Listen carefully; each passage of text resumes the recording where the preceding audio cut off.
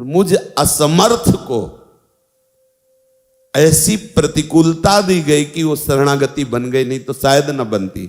एक होती वाणी से शरणागति कहना और एक होता शरणागति वास्तविक हो जाना।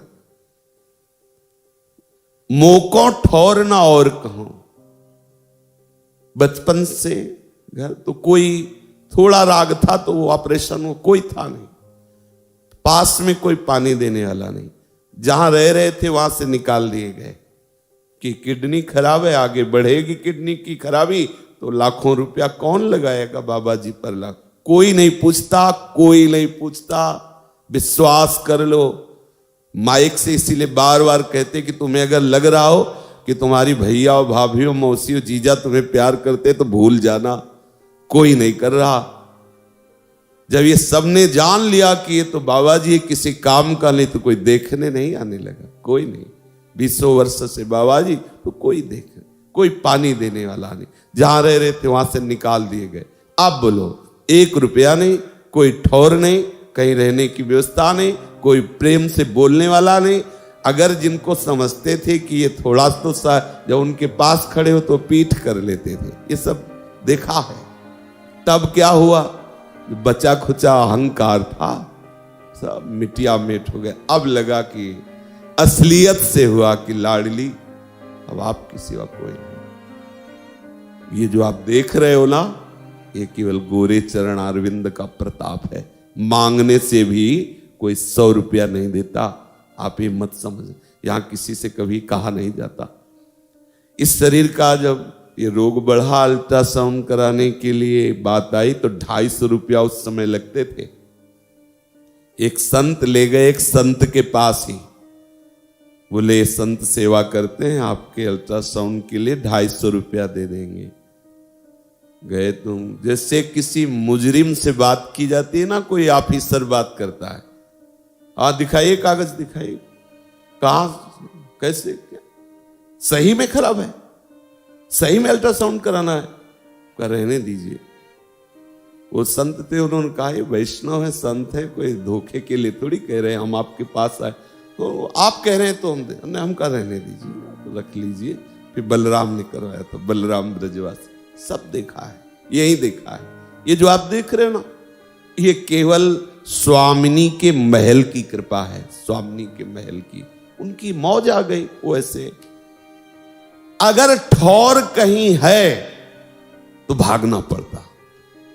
जानते हो मन ने क्या निश्चय किया, अब मरना है, बस इसी रज में मरना है। सत्य कहते रात्रि में जब शयन करना होता तो अब हमें तो पता नहीं था, चूंकि ज्यादा पढ़े लिखे नहीं थे, तो लगा कि किडनी खराब को मतलब कभी भी मर सकते हैं। डॉक्टर ने कहा था कि आप 5 साल में मर जाओ, तो हम कहा कभी भी मर सकते हैं। तो रोज राधा वल्लभ जी की छवि ऐसे प्रसादी चुनरी से अपनी छाती में बांधते, रज लगाते, चरणामृत पीते, क्योंकि कोई देने वाला तो था ले, तो उनका पता नहीं रात में मर जाए तो बड़ा अच्छा समय कटता। आपको सही बताए, भजन करना थोड़ी पड़ता था, बिल्कुल तैयारी में रहते थे। प्रियालाल के प्रति जो शरणागति हुई, ये प्रियालाल की कृपा हुई कि मुंह को और ठौर को।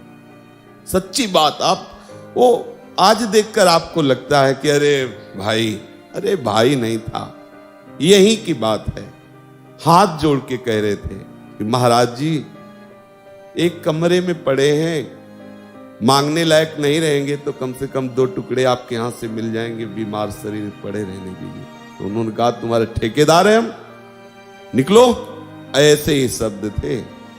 तो उसने कहा आंखें नीची करो, हम 15 मिनट में बाहर जा रहे हैं, ठेकेदार तो कोई और है, हम आपको ठेकेदार तो न माना था और न मानते हैं, ठेकेदार तो कोई और है।